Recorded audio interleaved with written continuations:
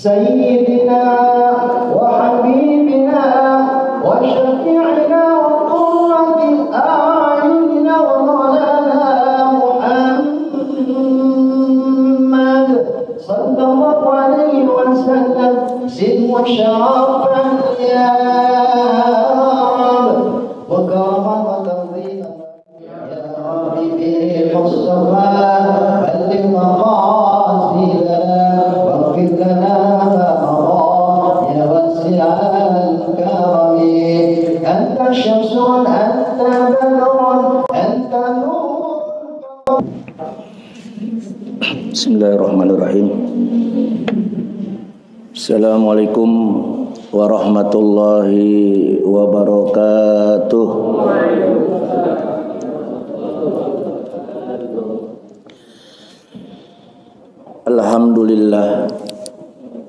Alhamdulillahilladzi 'allamal insana ma lam ya'lam. Wassalatu wassalam ala sayyidil anam wa ala alihi wa ashabihi ala bararatil kiram. Asyhadu an la ilaha illallah wahdahu la syarikalah wa asyhadu anna sayyidana Muhammadan abduhu wa rasuluh la nabiyya ba'dah. Allahumma salli wa sallim wa barik ala sayyidina Muhammadin Nabi rahmah wa ala alihi wa sahbihi ila yaumil qiyamah. Amma ba'du, qala rabbis rahli sadri wa yassirli amri wahlul uqdatam min lisani yafqahu qawli. Nawaitu ta'alluma wat ta'lim wat tadzakkura wat tadhkir wan naf'a wal intifa wal ibadah wal istifadah wal hassa bi kitabillah wa sunnati rasulillah ibtigha'a mardatillah bi husnil khatimah bi rahmatika ya arhamar rahimin. Jamaah kajian taklim subuh Masjid Jami'al Mujahidin, wabil khusus seluruh DKM Masjid Al Mujahidin, dan juga para jamaah yang hadir pada subuh kali ini, baik bapak-bapak, ibu-ibu, dan seluruhnya yang hadir hari ini adalah termasuk manusia-manusia pilihan Allah Subhanahu wa Ta'ala. Semoga seluruh aktivitas yang kita lakukan, apapun profesi yang kita sandang dalam kehidupan kita masing-masing, semoga itu menjadi nilai-nilai ibadah di sisi Allah Subhanahu wa Ta'ala. Sholawat beserta salam semoga tercurah keharibaan junjungan baginda Nabi besar kita Muhammad sallallahu alaihi wa alihi wasallam, Nabi akhiruz zaman, Nabi sebagai penuntun umat, sebagai teladan umat. Mudah-mudahan kita semua diakui sebagai umatnya baginda Nabi kita Muhammad sallallahu alaihi wasallam. Alhamdulillah, puji dan syukur kita panjatkan kehadirat Allah Subhanahu wa Ta'ala di pagi hari ini, memasuki bulan Dzulqa'dah, memasuki juga menyambut bulan Dzulhijjah. Kita masih dalam keadaan sehat walafiat, dan tidak kalah pentingnya kita masih diberikan nikmat iman, nikmat Islam, dan nikmat ihsan. Semoga nikmat itu semua dapat kita fungsikan dalam hidup dan kehidupan kita untuk selalu mencari ridha Allah Subhanahu wa Ta'ala. Amin amin ya rabbal alamin. Alhamdulillah, kita setelah libur beberapa bulan kemarin, lantaran kita dihadapkan oleh bulan suci Ramadan, bulan yang penuh berkah, bulan yang penuh maghfirah, bulan di ujung Ramadan kita akan mendapatkan itqun minan nar, terbebas dari ancaman api neraka. Mudah-mudahan kita semua ibadah Ramadan yang sudah kita lalui insya Allah berbekas dalam kehidupan kita. Insya Allah ibadah Ramadan yang sudah kita lalui training yang Allah berikan dapat kita teruskan, kita lanjutkan menjadi hamba Allah yang istiqomah. Amin ya rabbal alamin. Mari kita konsentrasikan kembali setelah kita libur untuk mengkaji ilmu. Karena ilmu itu adalah salah satu pedoman hidup manusia. Ketika manusia jauh dari ilmu, maka manusia hidupnya tidak ada arahan, tidak ada pedoman. Bahkan orang yang hidupnya jauh dari ilmu, hidupnya bakal sesat selama-lamanya. Mudah-mudahan kita termasuk orang-orang yang mencintai ilmu. Amin ya rabbal alamin.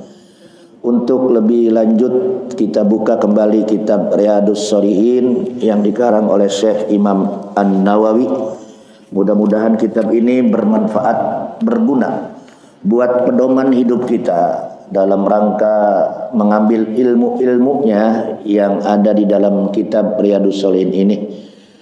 Hari ini kita akan kaji tentang Kitabul Haji, tentang bab pentingnya kita memahami ilmu-ilmu haji, wa wujubihi al-haji wa fadlih, dan wajibnya haji serta keutamaan-keutamaan orang yang melakukan ibadah haji. Qala Allah Ta'ala fi Kitabil Karim, surat Al-Imran ayat 97, sebagai landasan dalil wajibnya haji. Allah berfirman di dalam surat Al-Imran ayat 97. Bismillahirrahmanirrahim. Walillahi 'alan nasi hijjul baiti man istata'a ilaihi sabila wa man kafara fa innallaha ghaniyun 'anil 'alamin. Dalil Al-Quran tentang wajibnya haji ini Allah menjelaskan pada surat Al-Imran ayat 97. Walillahi 'alan nas, kewajiban manusia terhadap Allah adalah apa? Hijjul bait. Jadi hijju asal kata dari hajja yahujju, hijjan artinya apa? Menyengaja. Jadi haji itu artinya al-qasdu, menyengaja. Kemana menyengajanya? Pergi ke Baitullah. Jadi enggak sah orang haji enggak pergi ke Baitullah. Kalaulah ada muncul aliran-aliran sesat sekarang ini, seperti ada Islam sejati ya, mereka mengatakan haji itu kagak wajib ya. Ini adalah aliran sesat. Jangan sampai kita terprovokasi dengan aliran sesat yang berkembang saat ini. Air Zam-Zam kagak perlu ngambil dari Mekah. Ya, ini banyak aliran sesat. Maka perlu kita mengaji supaya kita paham, ya. Orang yang mengaji itu pasti dia paham tentang mana ajaran yang benar, mana ajaran yang sesat. Haji itu artinya menyengaja pergi kemana? Ila baitillahil haram, ke rumah Allah, Baitullah al-Haram, rumah yang sangat suci, yaitu Baitul Haram. Ya, ada 3 satu keterangan Nabi yang wajib kita kunjungi dalam hidup kita. Pertama, Baitullah, yaitu Mekah. Yang kedua, Al-Masjidil Madinah, Masjid Nabi. Yang ketiga yaitu Masjid Baitul Aqsa. Kemudian bagi siapa haji itu diwajibkan? Kata Allah, manis tato'a. Jadi Allah itu mewajibkan haji itu bagi orang-orang yang sudah ada kemampuan. Ini perlu digarisbawahi. Jadi istito'ah salah satu syarat haji. Apabila orang itu tidak memiliki istito'ah, berarti tidak ada kemampuan haji. Maka haji merupakan rukun Islam yang kelima. Posisinya adalah untuk menyempurnakan rukun Islam itu adalah haji. Tentunya haji ini ada kriteria. 1, al-Islam. orang Islam. Yang kedua, al-aqil, orang yang berakal. Jadi orang kafir nggak wajib haji, ya. Orang gila nggak wajib haji. Ketiga, al-bulugh, balik. Anak kecil belum wajib haji, Bu. Kalau ada emak bapaknya diajak tuh bocah, itu tetap nanti tuh bocah kalau udah balik wajib melakukan ibadah haji. Nah itu. Jadi al-Islam, al-aql, al-bulugh, kemudian al-istita'ah, ya, memiliki kemampuan. Nah, para ulama menjabarkan tentang istita'ah itu pertama kemampuan dalam bidang finansial. Finansial itu apa? Uang. Ya. Karena haji itu menyangkut ibadah yang memerlukan mal. Jadi orang yang tidak punya harta, tidak ada kemampuan, tidak diwajibkan. Jangan sampai memaksakan diri pergi haji, jual rumah, jual kontrakan. Ya, nggak wajib itu.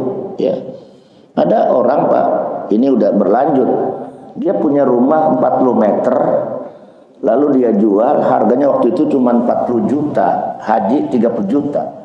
Setelah pulang haji dia ngontrak sono, ngontrak sini. Islam nggak mau menjadi umatnya orang yang sengsara.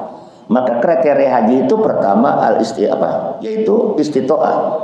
Istita'ah bil mal. Jadi hartanya harus ada, hartanya harus cukup.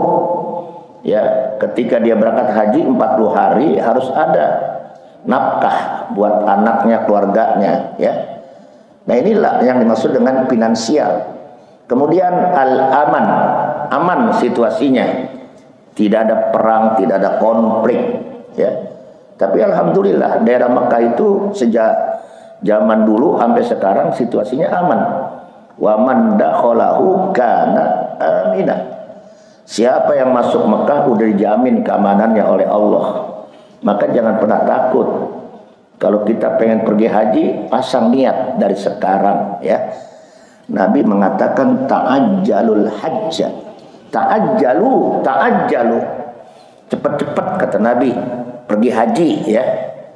Siapa orang yang udah ada kemampuan sengaja menunda-nunda tidak mau berangkat haji, ya, nggak ada niat, tahu-tahu tuh orang mati, ya, belum berangkat haji, niat juga kagak, setor juga kagak, padahal secara finansial materinya cukup, punya kontrakan, punya mobil, punya aset, nggak pergi haji, nggak niat misalnya, dia udah mati duluan. Maka kata Nabi, mati orang itu imma Yahudiyan atau imma Nasraniyan. Jadi matinya diponis menjadi mati seperti mati orang Yahudi dan orang Nasrani. Na'udzubillah min dzalik. Kita lihat secara zahir finansial, ada orang yang rumahnya cakep, tingkat, mobilnya banyak, ya, tapi nggak pergi haji, kena hadis ini. Nah, Pak Ustadz sekarang akan pergi haji, waiting listnya kan cukup lama. Kemarin saya diundang di rumah Pak Dayat, Pak Mahfud, beliau kan udah walimatus safar. Berapa tahun ya Dayat? Kata dia 15 tahun, ya, baru berangkat tahun 2025. Nah, terus waktu itu kata Ustadz Sobron untuk Tangerang, Banten itu 28 tahun buat waiting listnya. Semalam saya ngobrol dengan Pak Haji Sahroni, kebetulan kita ada kunjungan kemarin, ya, di Masjid Nur Abdillah, kemudian kita ziarah ke makam Syekh Maulana Hasanuddin. Kata dia untuk DKI 30 tahun itu, Pak. Itu kan waiting list cukup lama. Jadi kalau Bapak umurnya sekarang 50 tahun, setor 2025 ditambah 30 tahun. Tinggal ngitung. Nah, sekarang bagaimana Pak Ustadz? Engkong saya, babak saya 70 tahun, setor aja udah. Ngapa takut mati? Nggak ada istilah rugi, setor aja setor. Niatul mu'min khairum min amalih. Kalau Bapak setor, orang tua Bapak 70 tahun, tahu-tahu bisa setor mati tuh orang. Matinya syahid. Matinya meraih sorga. Al-hajjul mabrur laisa lahu jaza illal jannah. Orang yang meraih haji mabrur melainkan mendapatkan ganjaran pahala, akan mendapatkan surga. Amin ya rabbal alamin. Jadi istitoah bil mal. Yang kedua, istitoah bil badan, fisik.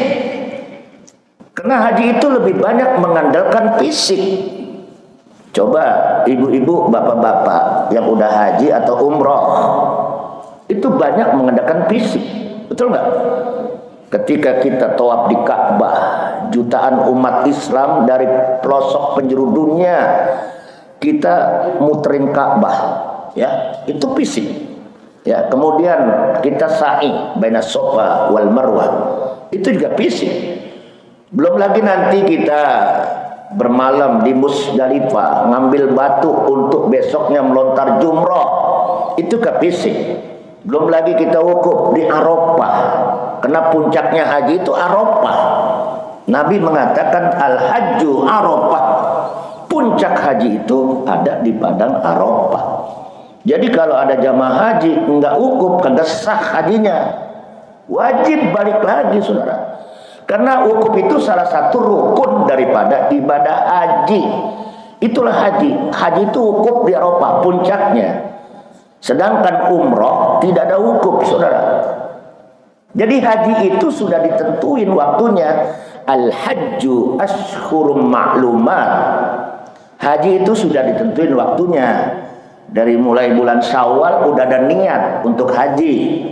Syawal, apit haji. Kalau orang kampung bilang apit, padahal bulan Dzulqa'dah, ya. Kemudian Dzulhijjah. Sampai kapan haji itu? Akhirnya haji itu sampai ayyamut tasyrik. Endingnya sampai tanggal 13 Dzulhijjah. Itu endingnya 9, 10, 11, 12, 13. 5 hari, Pak. Maka ada orang yang haji dengan cara kiron. Itu 2 pekerjaan sekaligus dilakukan kiron. Haji kiron kena dam. Ya, kena dam. Ya, membayar seekor kambing. Haji tamattu yang banyak dilakukan oleh masyarakat kita Indonesia juga kena dam. Apa bedanya tamattu? Tamattu itu kita niat haji, niat umroh dulu, baru nanti baru haji. Itu. Kalau ifrad itu belakangan. Ya, jadi ifrad itu dia dengan pakaian ihramnya nggak lepas-lepas. Memang dia bebas dam. Tapi larangan-larangannya cukup berat ifrad, ya. Maka orang yang haji harus paham ada berapa macam tipe haji, ada kiron, ada ifrad, haji tamattu.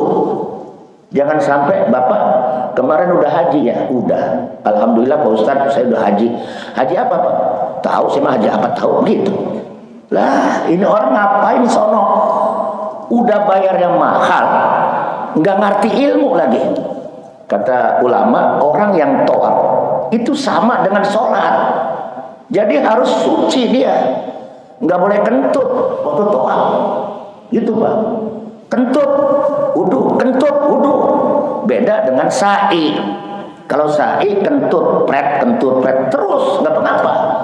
Maka kita harus tahu ilmunya Pak. Makanya Bapak walaupun belum ada duit, udah niatin aja haji. Ya, sebab haji itu ada haji apa tuh? Haji nasab. Nasab itu apa? Keturunan orang kaya, banyak duit.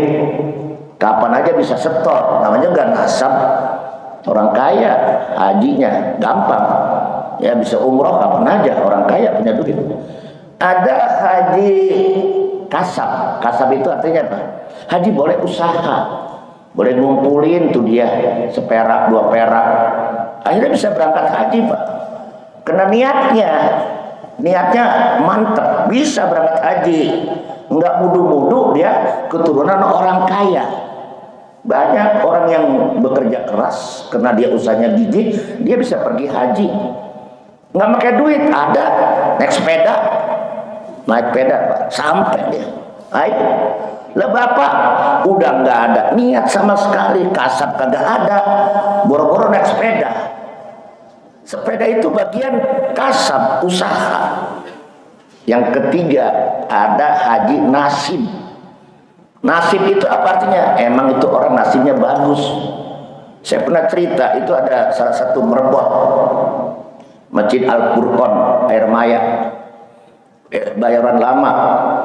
Waktu dulu saya pergi haji, dia tahun depannya pergi haji. Saya bilang, Pak Ustadz, doain saya tahun depan saya pergi haji. Lah dari mana? Ente Merbot? Iya. Ada orang kaya sholat di masjid itu, orang kaya bawa duit sekoper. Setelah itu bilang, Pak, Bapak ngapain? Jabatan Merbot. Bapak mau nggak pergi haji? Mau banget, tapi saya kan orang susah. Ya, Merbot. Nggak usah takut, Pak, saya punya duit, berangkat. Itu nasib, Pak. Makanya Bapak Ibu kalau pengen berangkat haji jadi Merbot, insya Allah berangkat itu. Ayo, jadi Merbot. Ya, ada lagi guru ngaji di kampung. Anak muridnya orang kaya, diberangkatkan haji, Pak. Betul nggak? Itu nasib. Ya. Saya dulu pernah ceramah. Itu Haji Surya almarhum, tahu dia. Ceramah di kementerian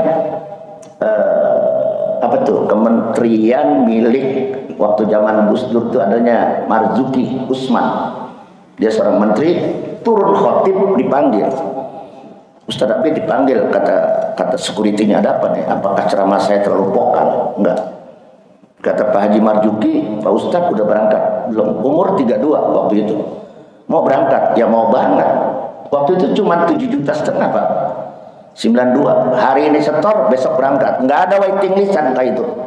Ya, umroh 2,5 juta Pak. Gampang waktu itu. Ini nasib saya. Ya. Jadi nasib itu ada yang kasih. Ya, itu bagaimana? Emang udah cara Allah. Gitu, Bu. Saya berdoa, ya Allah 5 tahun lagi supaya saya bisa berangkat umroh. Bisa. Makanya kita kalau ngomong sama Allah itu harus jelas. Insyaallah. Apa kata Nabi? Al-Hujjaj wal ummar waqtullah. Orang yang haji, orang yang umroh itu menjadi tamu Allah. Saya namuk sama Bapak. Pak Ustadz Mahfud, saya minta air susu bisa nggak? Dibikinin nama dia. Permintaan saya. Karena saya tamu, minta. Begitu juga kita jadi tamu Allah. Apa? Dalam hadis Nabi, orang haji, orang umroh itu waqtullah, tamu Allah. Insa'alu a'to. Kalau dia minta sama Allah, segala permintaannya pasti dijabah. Makanya Bapak boleh nggak nitip doa sama orang yang mau ibadah haji pada acara Walimatus Safar? Boleh. Pak, nanti Bapak kalau di depan multajam doain saya ya. Boleh ya. Pak, nanti kalau Bapak sampai di Padang Arafah doain saya ya. Emang kenapa? Saya ini Pak udah jadi duda karatan Pak. Supaya dapat jodoh seperti Nabi Adam, udah karatan ketemu amprok di situ. Ternyata bener. Jadi apa aja yang diminta oleh hambanya di Mekah, di Haram, ya, atau di depan makam Rasulullah itu langsung dijabah.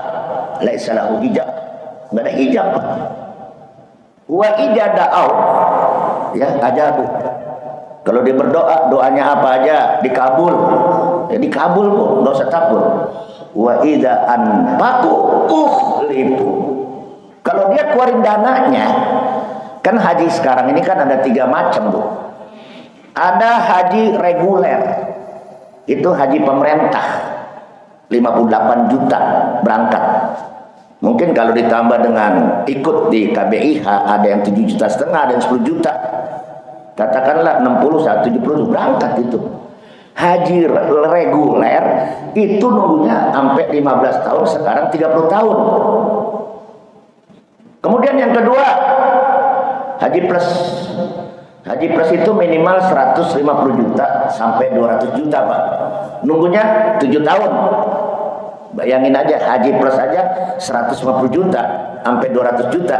7 tahun baru berangkat. Yang paling super kilat haji puroda. Haji puroda itu paling minim 300 juta, paling minim. 300, 400 sampai 800 juta. Tuh, Pak. Itu satu orang. Kalau laki bini 2 orang, kalau 800 1 miliar, 6. Untuk pergi haji kan mahal biayanya. Waiting list lama. Cuman disayangkan, ini yang saya katakan tadi, tawaf itu sama seperti mengerjakan sholat. Harus suci, harus khusyuk supaya tawafnya diterima. Indikatornya kalau tawafnya diterima, sa'ynya diterima, wukufnya diterima, otomatis hajinya mabrur. Jangan kaget kalau ada pulang haji itu orang kagak mabrur. Kenapa? Waktu tawaf dia main-main, waktu tawaf dia selfie-selfian. Ada tawaf selfie cekrek, subhanallah walhamdulillah wala ilaha illallah wallahu akbar cekrek, subhanallah wal cekrek. Ngapain sono? Udah bayar mahal. Jadi jangan kaget pulang haji itu orang nggak mabrur. Ciri mabrur kata Nabi ada 3. Satu ketika ada seorang sahabat nanya, ya Rasulullah, apa itu mabrur? Mabrur itu dari kata barro ya biru, mabrur. Haji artinya apa? Haji yang diterima. Cirinya 3 kata Nabi. Apa yang pertama? Ayyakuna ahsanu halan min qabli. Ciri haji mabrur itu yang pertama, perilaku orang itu sebelum pergi, setelah pergi berbeda perilakunya. Dulu tuh orang sebelum pergi hobi main gaplek, pulang haji berhenti main gaplek. Kan nggak pantas. Pak Haji mau kemana? Main gaplek. Itu hajinya merbun. Baik-baik Pak. Apalagi Pak Haji keluar rumah pakai celana buntung, itu nggak muru'ah, nggak pantas, ya, nggak pantas. Jadi kita lihat haji mabrur itu ada indikatornya. Pertama, amalnya meningkat. Dulu malas sholat berjamaah, udah pulang haji rajin tuh dia orang sholat berjamaah. Sebelum haji pelit banget, nggak pernah sedekah. Udah haji rajin banget sedekah Pak. Itu jadi haji mabrur gampang. Tanyakan pada diri kita, ya. Dulu nggak pernah baca Quran sebelum haji, udah haji sering rajin baca Quran. Itu gampang aja. Ibu dulu kadang-kadang nggak pakai jilbab, jilbab dipakai cuman ngaji doang. Kalau lagi dia ikut senam training jilbab ngablak-ngablak itu bu ditinggal di rumah, ya. Nah pulang haji nggak pernah lepas dari jilbab, ya, rajin ngaji, rajin ibadah. Itu ciri haji mabrur. Ayyakuna ahsanu halan min qabl. Perilakunya berubah. Yang kedua, thayyibul kalam. Orang yang haji itu ucapannya bagus, kata-katanya tidak pernah menyakitkan orang. Jadi kalau ada orang haji, kata-katanya ya menyakitkan orang, itu nggak mabrur. Kita yang tahu. Kan ada orang, Bu, kenapa nggak bergaul sama ibu haji itu? Maaf Pak Ustadz, ibu haji itu tukang ngegosip. Ada kira-kira ibu haji tukang ngegosip? Ada nggak? Ada, bukan daerah Mujahidin di sono, no, di daerah sono Pak, Ciputat sonoan, ya. Bebas ya Bu, udah haji, udah umroh, mulutnya nggak terjaga. Ada seorang wanita, inna pulana. Kata Nabi ada seorang wanita di zaman Rasulullah tasumun nahar. Orang ini rajin puasanya. Wa taqumul lail. Orang ini rajin bangun malamnya. Orang ini sering baca Qur'annya, bahkan rajin sedekahnya. Cuman satu ya Rasul, apa? Tu'zi jirona. Orang ini hidupnya suka nyakitin tetangganya. Nyakitin bukan berarti dia menggebuk. Kadang-kadang menyakiti dengan kata-kata, Bu. Itu lebih berat itu, baik-baik. Ya, nggak pandai menjaga lidah, itu menyakiti. Tetangganya tersinggung sama dia. Lalu berita ini viral disampaikan sama Nabi. Bagaimana ini orang nasibnya? La khairu fiha. Apa yang ia kerjakan nggak ada gunanya. Hajinya nggak ada gunanya, sholatnya nggak ada gunanya, sholat malamnya nggak ada gunanya, baca Quran. Emang kenapa? Di titik garis bawahi, ini lihat nih Pak, lihat nih. Jadi ibadah ritual apapun, kalau ada penyakit satu, apa penyakitnya? Tuh zizirona. Hebat secara casingnya ahli ibadah. Cuman satu, nggak pandai menjaga lidah. Kata Nabi, hiya binar. Di mana dia tempatnya? Woi, di mana Bu? Yang pura-pura budak Bu? Di mana tempatnya Bu? Di neraka. Padahal ahli sholat, haji berkali-kali. Bukan jaminan haji berkali-kali. Maaf, Nabi ditanya, ya Rasul, berapa kalikah haji dalam seumur hidup? Fil umri marratan wahidah. Haji itu cukup kewajiban kamu dalam seumur hidupmu. Fil umri marratan wahidah. Cukup satu kali. Itu haji itu cukup satu kali, kata Nabi. Setelah itu tak tahu umroh, nggak wajib, sunnah. Ada yang nanya sama saya, Pak Ustaz, mana lebih hebat? Orang tiap bulan, tiap 3 bulan umroh, setahun 3 kali. Duitnya banyak buat umroh. Sementara saudaranya melarat, miskin, gak diperhatiin. Tetangganya cuek. Apa dijawab oleh Nabi? Contoh, lihat Abdullah bin Mubarak. Abdullah bin Mubarak orang miskin, tapi dia nabung. Dia bisa sanggup, bisa berangkat haji. Uangnya beberapa ribu real, udah dia kumpulin bertahun-tahun nih, ya, udah segepok. Dia niat mau setor, tapi ngelihat ada tetangganya yang sedang kesusahan, berbalik pikirannya dia. Enggak setor haji, tapi berbalik pikiran apa? Pengen menolong orang, pengen sedekah. Akhirnya itu orang yang sakit tetangganya ditolong sampai segala kasusnya teratasi oleh Abdullah bin Mubarak. Dengarkan, dia nabung dari seperak 2 perak sampai cukup. Lalu tetangganya sedang sakit, itu uangnya dihabiskan untuk membantu tetangganya. Terus dalam mimpi dia ketemu dengan Rasulullah. Kata Rasulullah, ya Abdullah bin Mubarak, ente sudah haji, ente sudah mabrur. Walaupun ente belum sampai ke Mekah, tapi ente sudah diterima hajinya. Lah, kenapa begitu ya Rasul? Ente sudah menolong tetangga ente yang kelaparan dengan uang yang ente tabung, maka jauh lebih hebat daripada orang berkali-kali haji dan umroh. Mungkin kalau haji ibadah individual, umroh ibadah individual, tapi haji sedekah itu ibadah sosial, jauh lebih tinggi, saudara. Ini kadang-kadang ada orang bangga, po besok saya umroh, po umroh, di share lagi. Maaf, kata Ustadz Abu Humairah, gara-gara HP merusak ibadah kita. Tuh, sampai di Madinah pakai kain ihram di share, naik mobil di share, udah tuh tawaf di share, di Musdalifah di share. Habis ketika kita nge-share, ibadah kita rontok, saudara. Memang nggak bisa dihindari, Pak. Ini yang jadi masalah sekarang ini.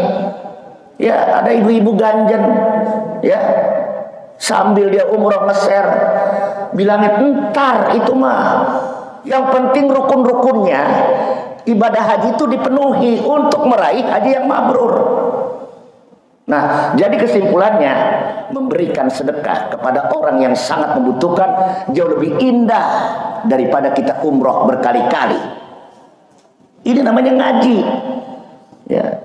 Nah, kemudian yang ketiga, apalagi orang itu dikatakan mabrur. Di sini dikatakan pertama, thayyib tadi udah ada ya, berubah perilakunya. Kemudian apa tadi? Thayyibul kalam. Kemudian di sini dikatakan it'amut ta'am. Apa itu it'amut ta'am? Memberikan makan kepada orang yang lapar.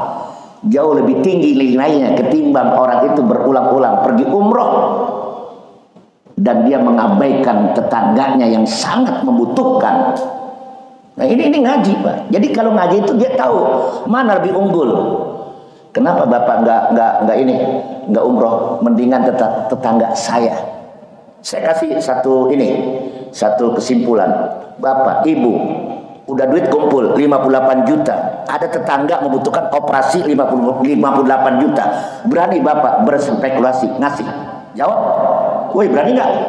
Woi, sampai butut Bapak nggak bakal ngasih. Betul nggak? Inilah kita ngaji, ya. Jadi memang berat. Lan tanalul birra hatta tunfiqu mimma tuhibbun. kalian tidak akan mencapai titik kebaikan di sisi Allah hatta tunfiqu mimma tuhibbun, sehingga kalian mau mengorbankan sesuatu yang paling kalian cintai. Memang Islam itu agama yang perlu pengorbanan. Abdullah bin Mubarak mengorbankan hartanya demi menghidupkan nyawa tetangganya. Itu Pak, ciri haji yang mabrur itu. Ya. Kemudian yang berikutnya, ciri haji mabrur itu wa ifsa'us salam. Ifsa'us salam, orang yang udah meraih haji hendaknya dia menjadi orang yang penebar kebaikan. Jangan penebar gosip, penebar hal-hal yang enggak positif. Ifsa'us salam. Jadi selalu menebar kedamaian. Enggak ada gunanya kalau kita haji juga, umroh juga, tapi kerjanya kasak kusuk, ya. Kemudian gosip sono, ngadu domba, namimah, ya. Nauzubillah. Jadi orang yang umrohnya diterima, haji diterima, ngaca sama diri ya, introspeksi. Ya, apakah saya lebih baik? Ya. Yang kedua, apakah saya sudah siap mengorbankan harta saya demi mementingkan orang lain? Wa yusiruna ala anfusihim walau kana bihim khassasah. Orang yang mantap imannya, dia lebih mengorbankan hartanya demi kepentingan orang lain. Inilah kalau kita kupas tentang haji. Kemudian kita lanjutkan hadis berikutnya, An Ibnu Umar radhiyallahu anhu qala anna Rasulullah sallallahu alaihi wasallam qala, dari Ibnu Umar radhiyallahu anhu qala anna Rasulullah, bahwasanya Rasulullah qala bersabda, buniyal Islamu ala khamsin. Islam itu dibangun atas lima landasan, 5 perkara. Yang pertama apa itu? Syahadati alla ilaha illallah wa anna muhammadar rasulullah. Yang pertama mengucapkan kalimat syahadatain. Aku bersaksi bahwa tidak ada Tuhan melainkan Allah, dan aku bersaksi Nabi Muhammad itu adalah utusannya. 1. Ini menyangkut soal-soal akidah. Jadi Islam itu dibangun pondasinya dengan keimanan yang mantap. Rumah tidak akan kokoh kalau pondasinya tidak kokoh. Demikian juga seorang muslim tidak akan kokoh ketika imannya tidak dibangun dengan akidah yang kokoh. Yang kedua, wa iqamis shalah. Mendirikan sholat. Itu adalah rukun Islam yang kedua. Jadi barometer seorang muslim dengan non muslim, al-ahdul ladzi bainana as-shalah. Titik perbedaan kita sebagai muslim dengan non muslim adalah sholat. Kalau ada orang ngaku muslim tapi nggak sholat, itu adalah orang-orang munafik, saudara. KTP-nya Islam, ya, tapi nggak sholat.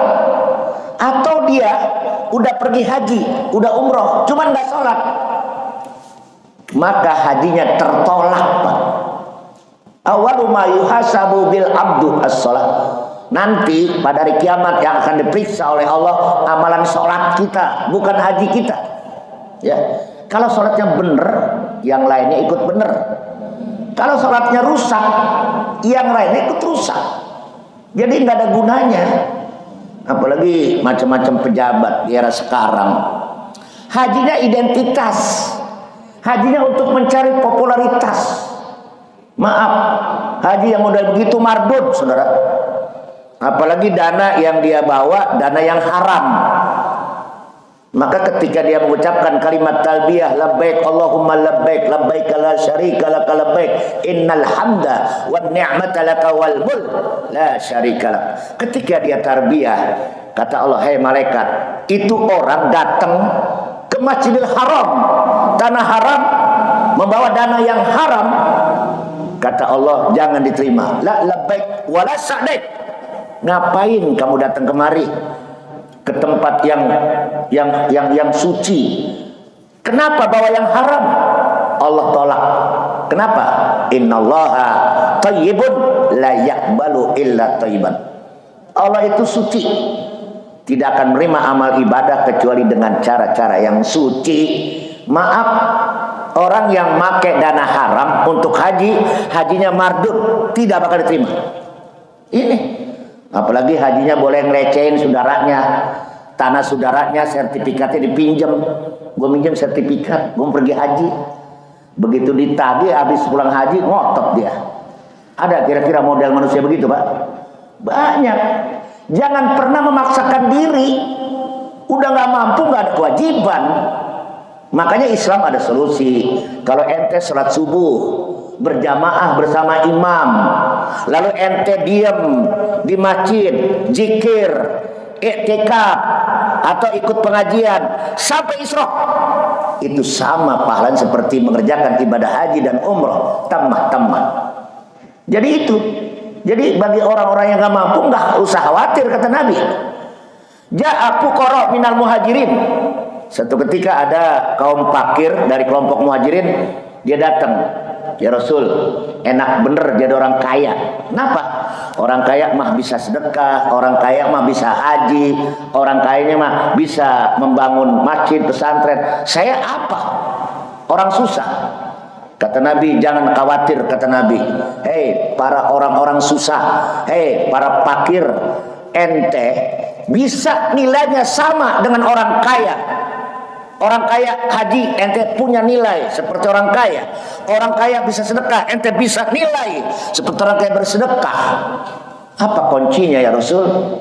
Subhanallah, baca 33 kali ba'da sholatil faridah. Kita baca Pak, habis sholat 5 waktu, baca subhanallah 33 kali, alhamdulillah 33 kali, Allahu Akbar 33 kali. Itu nilainya sama seperti nilai ibadah haji umrah. Coba bayangkan, ada solusinya. Makanya di sini dalam ayat ini, manis tatoa, bagi orang yang mampu. Mampu apanya? Finansial. Apalagi lagi fisik. Sebab lebih banyak fisik yang diandelin Pak, ya. Makanya gini, ada seorang kiai Pondok Pesantren At-Taqwa Ujung Harapan. Kata kiai, kamu ente, kalau ente udah mau pergi haji, niatkan kepada Allah dengan niat yang tulus. Misalnya kita nih, kita kayaknya ada penyakit asam urat lah, kemudian ada penyakit apalagi tuh Pak, kadang-kadang suka kesemutan lah. Nah, kita jangan sampai di sana ngeluh, jangan ngeluh. Kita ngomong, ya Allah, hambamu mau berangkat haji, berikan kekuatan fisik untuk bisa umroh sempurna, tawaf sempurna, sa'i sempurna, wukuf sempurna. Insya Allah, Allah kasih Pak. Begitu. Ada satu cerita. Waktu itu satu hotel dengan saya, itu bapaknya umurnya udah 70 tahun Pak, anaknya 35 tahun. Saya kata gini, Pak, mana anak bapak? Sakit, anaknya sakit, umurnya 35 tahun, bapaknya 70 tahun, gagah banget. Saya tanya, bapak kok gagah 70 tahun? Karena saya Pak Ustadz dari kampung minta sama Allah supaya diberikan kekuatan. Akhirnya dapat. Sementara anaknya yang merasa kuat, Pak, tahu nggak? Bapak mah udah loyo. Kata anak, ini anak songong Pak. Bapak dikatakan loyo. Saya lebih kuat. Apa yang terjadi? Itu anak yang sakit terus Pak. Nah makanya haji itu harus punya positive thinking sama Allah, berhusnudzon sama Allah. Misalnya di dalam ayat Al-Quran ini, paman parodo bihinal hajja pala ropasa wala pusuko wala jidala fil hajj. Kalau orang udah mantep niat haji, yang pertama ada larangan-larangan yang harus kita hindari. Pertama, pala ropasa. Ar-ropas maknanya ucapan-ucapan yang kotor, hindari, ya. Atau perbuatan-perbuatan yang kotor, hindari. Yang kedua, wala pusuk. Nggak boleh orang yang udah ada niat haji, dia melakukan perbuatan yang fasik, perbuatan dosa. Misalnya dia ngatain, gua ngajok pergi haji. Emang apa ngajok Pak? Bayangin Pak Ustadz, 70 juta kali 2, laki bini 140 juta. Kalau saya bikin kontrakan 1 pintu Pak Ustadz. Ayo, nggak boleh berkata begitu. Ya, ada ini Pak, eksklusif muda. Dia punya duit ditabung, belum punya rumah. Lalu dia berkata, ya Allah, ini duit untuk haji mah ada. Tapi saya pengen tahun depan bisa nikah, bisa punya rumah. Apa yang terjadi? Sebelum dia berangkat haji, dia bisa beli rumah. Itu kan cara Allah, Pak. Makanya kita harus positif thinking sama Allah. Ya, jangan ada negatif thinking sama Allah. Ana inda dhanni bi abdi, dalam hadis kursinya, aku tergantung persangkaan hambaku. In khairan fa khairun wa in syarran fa syarrun.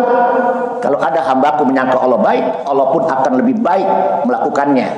Tapi kalau ada hambaku menuduh Allah buruk, Allah akan melakukan sebuah perbuatan lebih buruk. Makanya kita robah mindset kita, ya, paradigma kita. Pokoknya Bapak nggak pernah bertransaksi sama Allah itu rugi, nggak ada. Mau 100 juta akan diganti. Jangan hitung-hitungan sedekah, habisin aja udah, diganti. Mana dalilnya? Mana kosomalun min sadaqah. Kata Nabi, orang yang banyak sedekah nggak bakal berkurang hartanya. Baliyadzat, semakin berkah, semakin tambah. Ada orang kaya, duitnya banyak, hidupnya gelisah. Kenapa? Kurang sedekah, kata Nabi. Ayo, untuk mengatasi kegelisahan, perbanyak sedekah. Dari orang-orang yang kita undang, kita bagi, ada doa dari mereka. Ini ngaji, Pak. Selama ini kita kan berpikir harta milik kita. Salah. Harta bukan milik kita, harta titipan dari Allah. Salah nggak saya ngomong, Pak? Wih, salah nggak? Dari mana ente ngaku harta milik ente? Ente lahir aja ke dunia nggak bawa apa. Ente balik sama Allah mati nggak bawa apa. Jangan ente menjas harta milik ente. Harta milik Allah, jasad milik Allah, roh milik Allah. Ini yang harus kita rubah mindset berpikir kita. Maka syukur alhamdulillah kalau kita ngaji semakin berubah paradigma kita. Bapak jangan berpikir saya sholat capek, ibadah capek. Silahkan Bapak capek di dunia, di sono istirahat, masuk sorga. Daripada Bapak nggak sholat, banyak maksiat, silahkan. Tapi di sono dikemplangin lu masuk neraka. Itu aja, Pak. Ya, mudah-mudahan nih ngaji kita ini hari ini membuka cakrawala kita untuk selalu taat kepada ajaran Allah. Nah, yang ketiga, wa itaiz zakat, tunaikan zakat. Ya, zakat itu adalah kewajiban rukun Islam yang ketiga. Jadi jangan pernah kita punya harta, lalu harta kita bekap nggak dikeluarin. Sama juga, Pak, ada air nggak pernah dipakai, lama-lama kering. Lah harta yang sering dikeluarkan itu semakin banyak untuknya. Begitu, ya. Jadi ada seorang di zaman Rasulullah, dia datang menghadap ya Rasulullah, saya orang kaya, saya pengen sedekah sepertiga dari harta kekayaan. Kata Nabi, itu udah banyak, kata Nabi, separuh banyak. Tapi kamu sedekahlah dengan harta kamu sesuai dengan ketentuan yang disyariatkan oleh agama. Punya kambing 40 ekor, 1 ekor zakatnya. Sapi, onta, kerbau 30 ekor punya sapi, kita ternak wajib 1 ekor. Punya emas 86 gram lebih, ibu simpen kek, nggak disimpen kek, dijual kek, yang penting kalau udah haul 1 tahun, itu emas yang ibu simpen di almari kena zakat 2,5% dari nilai. Umpamanya sekarang harga emas 1 juta, punya emas 100 gram, berapa harganya, Pak? 100 gram dari 1 juta berapa? Berapa kira-kira? 1 miliar apa 100 juta? Oke, 100 juta, 2,5% keluarin, ya. Itu namanya ibu sudah nunduk sama hukum Allah, jangan bangkang. Kalau ibu bangkang ada zamannya, yauma yuhma fi nari jahannam. Orang yang bangkang gak nurhaka digosok, ditriskat di atas punggungnya dengan triskat api neraka jahanam. Naudzubillah min dzalik, ya. Yang keempat, rukun Islam yang keempat adalah wasaumi Ramadan. Puasa di bulan Ramadan alhamdulillah udah kita lakuin kemarin, ya. Yang terakhir, hijjul baiti man istata'a ilaihi sabila. Rukun Islam yang terakhir, yang kelima adalah haji ke Baitullah man istata'a, bagi orang yang mampu. Kemudian ada seorang sahabat, Rasulullah pernah berpidato di depan para sahabat. Apa di antara pidatonya? Ya ayuhan nas, wahai seluruh manusia. Ini hitobnya umum, ya. Ya ayuhan nas, wahai seluruh manusia. Innallaha qad faradallahu alaikumul hajja. Kata Nabi, innallaha, sesungguhnya Allah qad, udah pakai qad, pakai parodo, takkid namanya. Sungguh Allah telah mempardukan kalian itu untuk haji, gitu Pak. Alaikum, Allah mewajibkan kamu haji, al-hajj. Fahuju, berhajilah.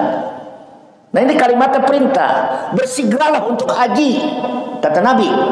Terus faqala rajulun, tiba-tiba ada seorang laki-laki, dia bertanya sama Nabi. Apa pertanyaannya? Aqula amin ya Rasulullah. Ya Rasul, apakah haji itu diwajibkan tiap tahun? Itu pertanyaan tuh. Apakah haji itu diwajibkan tiap tahun ya Rasulullah? Nabi pasakata, sakata ya sekutu, maknanya sukut. Sukut itu artinya Nabi diam, nggak langsung dijawab, ya. Hatta qolaha salasan, ya Rasul, apakah haji tiap tahun? Nabi diam. Ya Rasul, apakah haji tiap tahun? Nabi diam. Salah sama Rab, 3 kali Nabi diam. Ya, apa maknanya mah? Diamnya Nabi apa maknanya? Ternyata ada makna di balik jawaban Nabi. Apa Nabi menjawab? Lau qultu na'am. Kata Nabi, kalau pertanyaan ente tadi saya respon, saya jawab andai kata haji tiap tahun. Apa kata Nabi? La wajabat walam mastata'tum, niscaya kalian enggak bakal sanggup dilakukannya kalau haji itu tiap tahun. Inilah kalau kita nalar dengan akal sehat, begitu indahnya ajaran Islam yang dibawa oleh Nabi. Kalau sholat tiap hari, ya, puasa Ramadan tiap tahun, itu Pak, zakat setiap tahun, betul nggak Pak? Tapi haji nggak tiap tahun, kata Nabi. Apa kata Nabi? Di situ dikatakan summa qala, kata Nabi, di mana haji itu kewajibannya fil umri marratan wahidah. Kewajiban haji bagi umat Islam yang udah mampu, sekalipun dia mampu, fil umri marratan wahidah, 1 kali dalam seumur hidupmu, itu haji yang diwajibkan oleh Nabi, ya. Cuma 1 kali. Setelahnya adalah tak tahu sunnah, ya, jadi umroh itu sunnah, nggak wajib, gitu. Kemudian zaruni ma taraktukum, tinggalkan apa yang aku ucapkan. Fa inna ma halaka man kana qablakum bi kasrati salim. Enggak usah banyak tanya, kata Nabi. Umat-umat terdahulu bawel, terlalu banyak tanya, ya. Jadi udah lakukan aja. Simple Islam itu. Umat Islam yang udah ada duit, udah ada kemampuan, ayo setor. Bagaimana Pak Ustadz, saya umur 60 tahun, 90 tahun apa saya masih hidup? Lah, ngapa bicara begitu Pak? Ada orang, ya, di daerah Petukangan namanya Kongdila, umur 102 masih hidup, masih gagah. Yang penting Bapak setor aja Pak, ya, 25.500.000 untuk menggugurkan kewajiban kita. Khawatir kita udah ada kemampuan, enggak juga setor, matinya sama dengan mati Yahudi dan mati Nasrani, ya. Naudzubillah min dzalik, ya. Wa ijana haitukum an syai'in pada'u. Karena kalau Nabi larang tinggalin, kalau Nabi perintah lakukan, kan simpel itu Islam, ya. Nah, kemudian yang terakhir, seorang sahabat nanya lagi, ya Rasul, terangin amalan apa yang paling unggul dalam Islam? Nabi jawab, al-amalul afdal iman billah wa rasulih. Yang paling utama, amalan yang paling unggul dalam Islam, kamu beriman kepada Allah dan Rasul. Ini kuncinya Pak. Kalau kita udah mantap iman kita kepada Allah, iman kita kepada Rasul, apapun yang diperintahkan oleh Rasul pasti kita lakukan. Yang kedua, apalagi ya Rasul? Summa madza ya Rasul? Apalagi?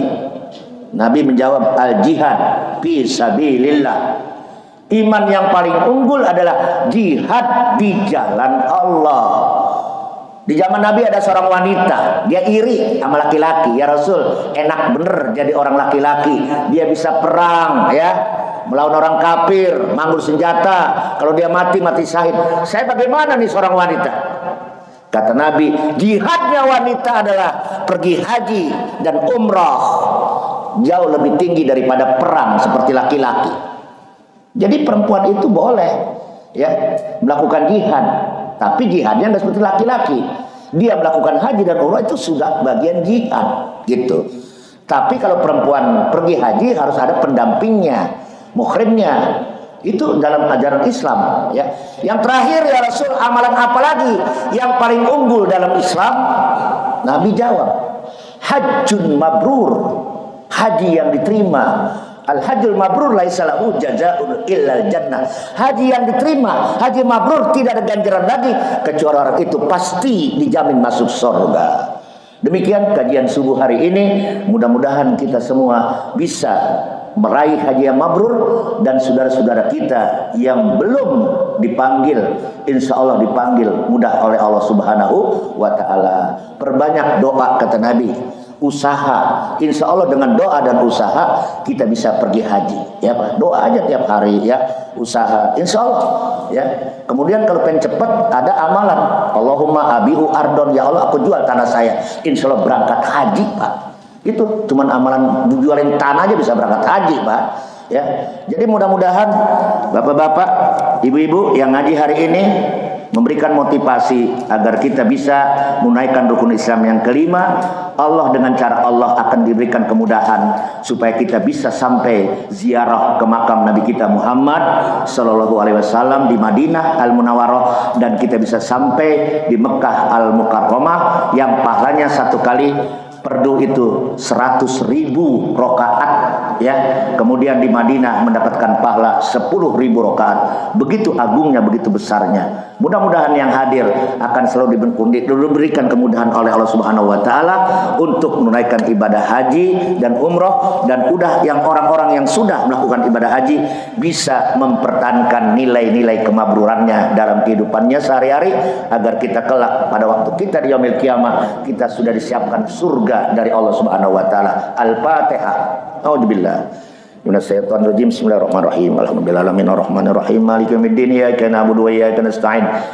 Ihdinas siratal mustaqim, siratal ladzina an'amta 'alaihim ghairil maghdubi 'alaihim waladdallin. Wa'fu 'anna ya karim irhamna. Allahumma bihaqqil Fatihah wa bi karamatil Fatihah wa bi sirril Fatihah wa bi mu'jizatil Fatihah, ya farijal ham, ya kasifal gham, ya man liyab yaghfir warham, wa ya dafil balai rahman wa ya dafil balai rahim. Dakwahum fiha wa tahiyatum fiha salam wa akhiru da'wana alhamdulillahi rabbil alamin. Mari kita tutup pengajian kita. Subhanakallahumma wa bihamdika asyhadu an la ilaha illa anta astaghfiruka wa atubu ilaik. Wallahul muwaffiq ila aqwamit thoriq. Assalamualaikum warahmatullahi wabarakatuh. Terima kasih sudah berkunjung di channel ini. Jangan lupa untuk like, komen, dan subscribe agar tidak ketinggalan pada video-video menarik lainnya.